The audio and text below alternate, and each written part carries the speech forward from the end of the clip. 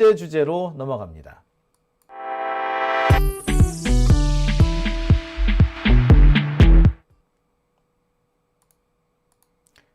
오밤중 뉴스 함께하고 계십니다. 두 번째 주제는 내란 전담 재판부 얘기입니다. 우리가 이 내란 전담 재판부 얘기를 하면은 가장 먼저 떠오르는 게 바로 사실 지기현이죠. 내란 전담 재판부를 우리가 생각하게 된 이유도 지기현 때문이잖아요. 지기현이가 윤석열을 석방시켜주는 바람에 이 꼬라지가 된 거 아니겠습니까? 그때 우리가 지기현이가 윤석열을 턱하니 석방시켜줬을 때 그때 우리가 내란 전담 재판부를 했었다면 우리가 이렇게 답답한 상황을 맞이했을까 싶기도 해요. 진작에 했으면, 그죠? 자, 그런데 이제 곧 내란 전담 재판부가 출범할 것 같습니다. 늦어도 내년 설날이 되기 전에 내란 전담 재판부가 출범한다고 보는 게 맞을 것 같아요. 많이 늦었습니다. 지금 지기현이가 재판을 1년씩 끌고 있지 않습니까? 윤석열이가 감옥 간 게 언제예요? 근데 그 윤석열이를 풀어준 것도 언제입니까? 누가 풀어줬습니까? 지기현이가 풀어주지 않았습니까? 결국 다시 시민들이 윤석열을 감옥에 가두긴 했습니다만 그 과정에서 우리는 얼마나 많은 고통을 겪어야 했습니까? 얼마나 많은 혼란이 있었습니까? 내란 전담 재판부가 필요한 이유였죠. 적어도 지기현 같은 새끼한테 재판을 맡겨둘 수 없다는 것이 우리의 생각이었습니다. 지기현이 문제가 아니죠. 실은 조희대가 진짜 문제 아니겠습니까? 제가 누차 말씀드립니다만 지기현이라는 사람은 그렇게 강단이 있는 사람이 아니라고 해요. 강단이 있는 사람이 아니야. 그래서 이렇게 큰 일을 자기 멋대로 판단할 수 있는 사람도 아니랍니다. 누군가가 오더를 주거나 누군가가 뒷배를 든든하게 해줬기 때문에 지기현이가 그런 짓을 할 수 있었대. 그렇다면 지기현이가 윤석열을 석방한 배경에는 누가 있다? 조희대가 있는 거죠. 그래서 우리가 내란 전담 재판부를 그렇게 목 놓아 외쳤던 겁니다. 그랬는데 참 안 됐어요. 진짜 안 됐습니다. 자, 그런데 결국 이 내란 전담 재판부가 추진될 것 같습니다. 법사위를 통해서 신속하게 절차가 진행될 예정이고요. 국민들의 분노, 이해할 수 없는 상황이 계속되고 있기 때문에 하루라도 빨리 진행하겠다라는 내용이 오늘 발표가 됐습니다. 사실 내란 전담 재판부 우리로서는 한 6개월 전에 적어도 6월 달쯤에 만들었어야 한다는 게 우리 공통적인 얘기 아닙니까? 그때 만들었으면 지금 윤석열 재판 끝났을런지도 몰라요. 결국 지기현이는 윤석열 재판을 내년으로 끌고 가게 생겼습니다. 그런데도 전혀 반성이 없어요. 법정에서 윤석열 쪽이 조금이라도 시비를 걸면은 미안하다 반복하는 지기현이는 자신이 약속을 어기고 12월 안에 재판을 끝내지 못하게 됐는데도 미안하다는 말, 대국민 사과 한마디 없습니다. 이게 개새끼지 사람 새끼입니까? 이게 역적이지 달리 역적입니까? 지기현이가 이런 짓을 할 수 있었던 것은 내란 전담 재판부가 없었기 때문입니다. 내란 전담 재판부는 이미 지난 10월에 법사위 차원에서 추진이 됐었어요. 통과 직전이었습니다. 그런데 그때 김병기 원내대표가 주저앉힌 걸로 되어 있죠. 그런데 한 달 반 정도 지나서 결국 내란 전담 재판부는 다시 추진되게 됐습니다. 김병기 원내대표도 이 얘기를 했죠. 그러니까 이제 내란 전담 재판부도 확정입니다. 앞서서 3대 특검이 확정이다 라고 했는데 3대 특검뿐만 아니라 내란 전담 재판부도 확정입니다. 3대 특검 같은 경우는 지금 해결해야 될 문제가 하나 남았지만 내란 특검 같은 경우 내란 전담 재판부는 뭐 특별하게 지금 걸림돌도 없어요. 법안도 다 만들어져 있습니다. 법사위에 올라가 있어요. 의결만 하면 땡이야. 지금과 같은 속도라면은 늦어도 내년 1월, 하순이나 2월 초. 그러니까 저는 그래서 설 전까지라고 말씀드리는 겁니다. 그렇게 되면 항소심부터는 내란 전담재판부가 가동될 겁니다. 그리고 지금부터 새롭게 기소되는 사람들은 또 내란 전담재판부로 다 넘어가게 될 거예요. 지기현이가 재판을 깽판을 치더라도 내란 전담재판부 항소심부터는 그 깽판이 교정될 수 있도록 하는 겁니다.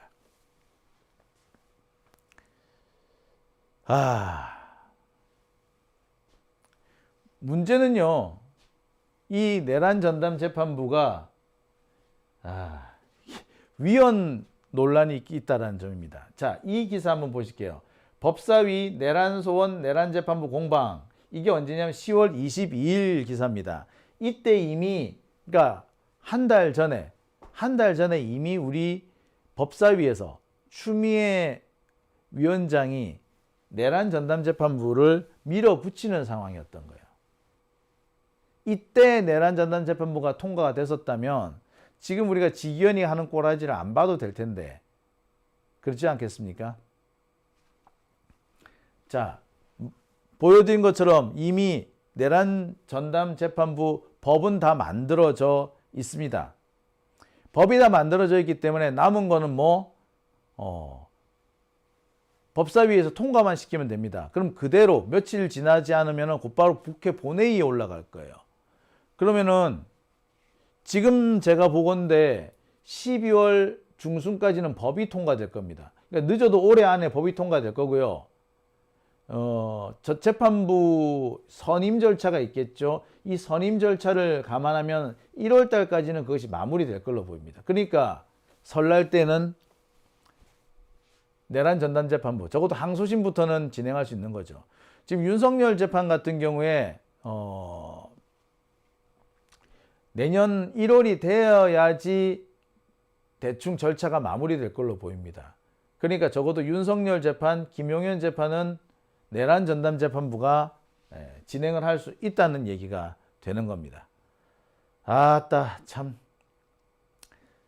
자, 그런데 이 내란 전담재판부 문제는 추진이 문제가 아니라 법이 만들어지는 게 문제가 아닙니다. 실은 이 내란 전담재판부라는 것이 판사들한테는 아킬레스건 같은 거 이런 것 같기도 하고요.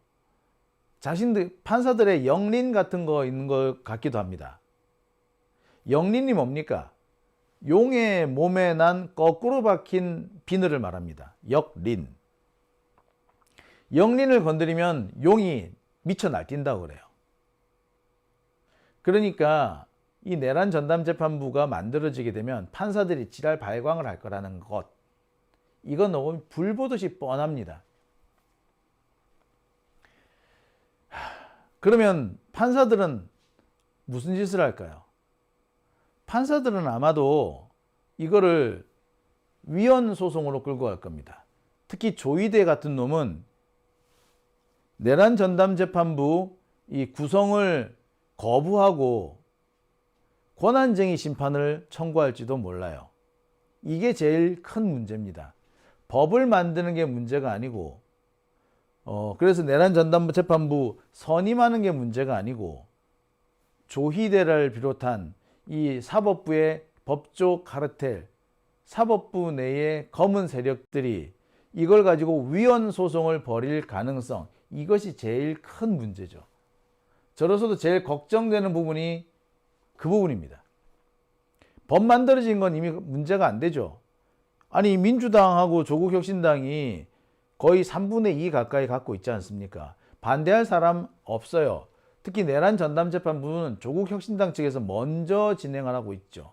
뿐만 아니라 이 범여권 전체에서 반대할 수 있는 사람은 하나도 없습니다.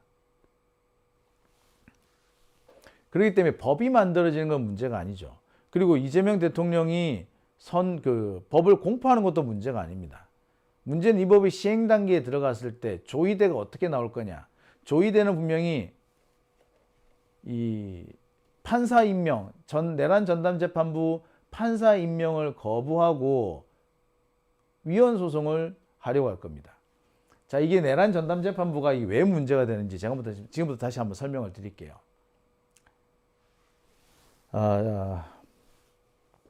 법이 추진된다고 하더라도 이 위헌 소송 문제는 남습니다. 위헌 문제가 아니라 위헌 소송 문제가 남다고요. 자, 정확하게 말씀드릴 건요. 내란 전담재판부가 위헌이란 말이 아니에요. 합헌이에요. 저는 이게 명백하게 합헌이라고 봅니다. 이게 왜 위헌이야, 위헌은? 아니, 내란에 가담한 사람, 내란에 우호적인 사람이 내란 사건을 맡으면 안 되잖아. 그죠? 근데 지금 조희대부터 내란에 우호적인 놈이고 지기현도 마찬가지잖아. 이런 자들한테 맡겨놓을 수 있겠어요? 더군다나 조희대 같은 놈은 내란의 밤, 그날 밤에 법원의 권한을 군사법원으로 넘기려고 했단 말이야. 그런 짓을 했어. 그런 새끼한테 재판을 맡긴다는 게 말이 돼요? 안 되는 거야. 따라서 당연히 내란 전담재판부는 합헌입니다. 특별재판부도 아니고 합헌, 전담재판부야. 기존 법관 중에서 고를 거예요. 그런데 이게 왜 위헌이 됩니까? 솔직히 이 전담재판부, 이건 언제도 나왔었냐면 양승태 사법농단 때도 이 얘기가 나왔습니다. 양승태 사법농단이 재판을 하려고 보니까 양승태 키즈나 양승태 밑에서 이 호의호식했던 놈들, 이놈들이 재판을 맡을 수가 있겠더라 이거야. 그거 어떻게 했다? 그러면은 양승태랑 상관이 없는 사람을 재판 담당자로 지정을 해야 될 거 아니야. 그거 어떻게 해? 그때도 사법농단 전담재판부를 만들어야 한다 라는 얘기 그때 나왔어요. 그 얘기가 어디서 나왔다? 판사들 사이에서 나왔어. 따라서 전담재판부는 합헌입니다. 위헌 아니에요. 하지만 이걸 가지고 조희대는 시비를 걸 거야. 위헌 소송을 할 거예요. 그게 문제라는 겁니다. 아니, 조희대는 도대체 뭐 가지고 위헌 소송을 낸다는 건데? 예. 우리나라 헌법에 대법원장에게 법관의 임명권이 있기 때문에 그렇습니다. 우리나라의 모든 판사는 대법원장이 임명합니다. 헌법 제104조 3항 대법원장과 대법관이 아닌 법관은 대법관 회의의 동의를 얻어 대법원장이 임명한다. 대법원장은 대통령이 지명하고 국회가 동의를 해야지 임명이 되죠.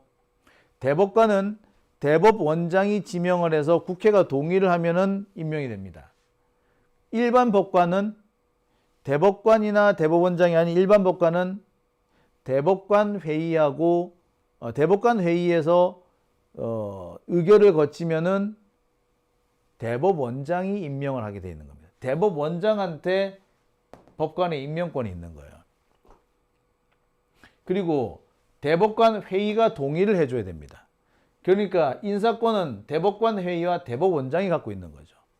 근데 이 부분을 뭘로 바꾼다? 딱 이 부분을 내란 전담 재판부는 달리 하는 겁니다. 시민들과 국회가 참여할 수 있도록 하는 거예요. 그래서 시민들과 국회가 추천한 사람, 이 사람을 대법원장과 대법원장 임명하도록 하는 겁니다. 여기 추천위원회는 비법관이나 비법조인이 3명 이상 들어가야 되는 거예요. 자, 이와 관련해서 대법원장이나 대법관 회의가 우리의 권한을 침해당했다라는 식으로 하면서 권한쟁의 심판을 제기하는 경우 이거 심각해집니다. 법의 집행이 안 돼요. 헌법재판소가 이 사건을 적어도 석 달 이상 갖고 갈 겁니다. 이게 제일 심각한 문제가 되는 거예요. 제가 볼 때 조희대나 지금 조희대가 임명한 대법관들은 100% 위헌 소송을 낼 겁니다. 그 위헌 소송이 헌법 소원이 될지 아니면 권한쟁의 심판이 될지는 모르겠으나 얘들은 분명히 낼 거예요. 자, 그렇게 되면은 내란 재판은 어떻게 됩니까? 네. 기존의 사법부가 그대로 진행을 할 겁니다. 그리고 결론이 나오기 전에 내란 전담 재판부 관련 법에 대한 결론이 나오기 전에 항소심을 마쳐버릴 거예요. 그리고 대법원으로 바로 가져갈 거야. 그렇게 되면은 법의 실효성을 아예 없애버리는 거죠. 이거를 분명히 조희대는 할 겁니다. 조희대는 그러고도 남을 놈이죠. 이 문제는 여전히 남습니다. 그럼 어떻게 해야 되지?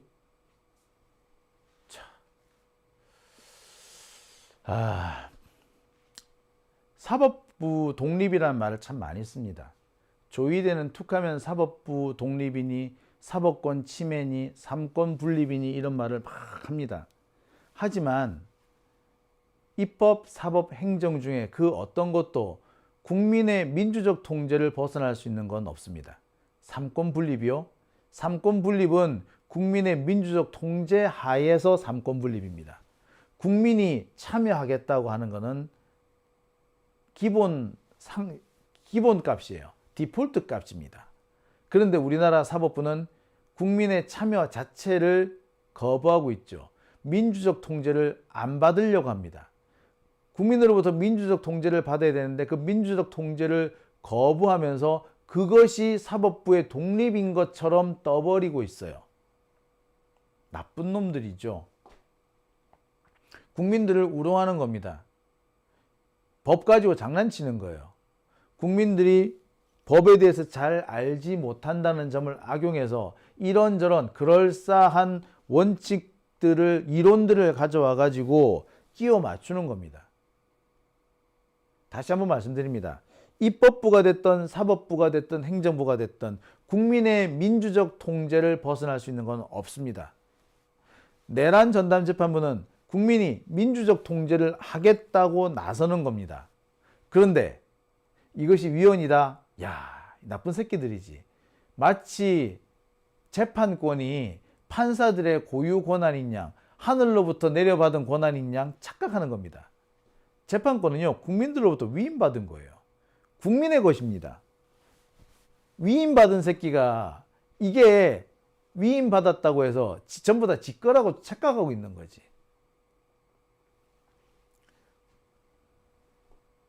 따라서 내란 전담 재판부가 위헌일 수는 없습니다. 하지만 조희대는 법 가지고 장난치는데 일가견이 있는 새끼죠. 법을 가지고 자기가 생각하는 세상을 만들려고 하는, 지가 뭐 하고 싶은 대로 다 하는, 법은 그냥 지가 하고 싶은 일을 하는데 명분을 만들어줄 따름인 거죠. 법 가지고 장난질 치는 놈인 겁니다. 그래서 이 조희대는 분명히 위헌 소송을 낼 거예요. 그 위헌 소송은 아마도 아마 권한쟁의 심판이 될 겁니다. 보고 있어야 됩니까? 어떻게든 막아야겠죠. 어떻게 하면 막을 수 있을까요? 자, 여기서 중요한 것이 바로 내란 특검입니다. 조은석 특검입니다. 조은석 특검이 얼마 전에 조희대와 대법원을 향해서 니들 12월 3일 그 내란의 밤에 뭐 했니? 니들 그때 회의 열어가지고 무슨 결론 내렸어? 그때 재판권 일부를 군사법원에 넘겨준다. 이거 의결하지 않았니? 그거 내란에 동조한 거 아니야? 라는 내용이 담긴 질문지를 보냈다고 합니다. 여차하면은 언제든 조희대를 수사선상에 올려놓고 조희대를 끌고 올 수 있다는 것을 의미하죠. 자, 이 문제 되게 복잡해질 겁니다.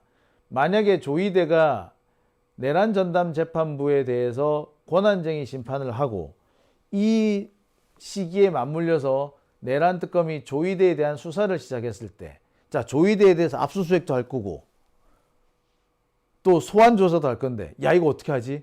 압수수색을 하려면은 법원에서 판결을 내려줘야 되는데, 자, 어느 판사가 대법원장, 현직 대법원장, 전직도 아니고 현직 대법원장을 압수수색하라고 판결을 내려줄까요?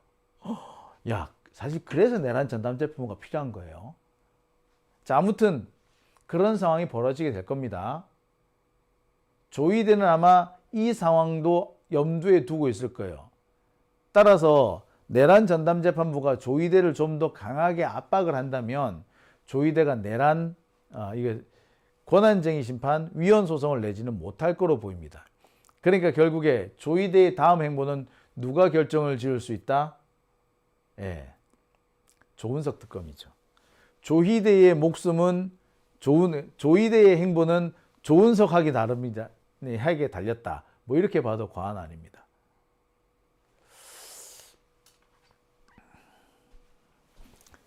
물론 우리 시민들이 할 일도 많아요. 우리 지금 매주 토요일에 서초동에서 촛불 집회가 열리고 있지 않습니까? 여러분, 그 집회에 꼭 참여해 주시기 바랍니다. 그래야지 조은석 특검이 좀 더 과감하게 나갈 수 있어요. 조은석 특검이 좀 더 과감하게 나가야 또 조희대의 이런 난동을 통제할 수 있겠죠. 그렇죠? 네. 자, 오밤중 뉴스 함께하고 계신 지금 시각 12시 46분 지나고 있습니다.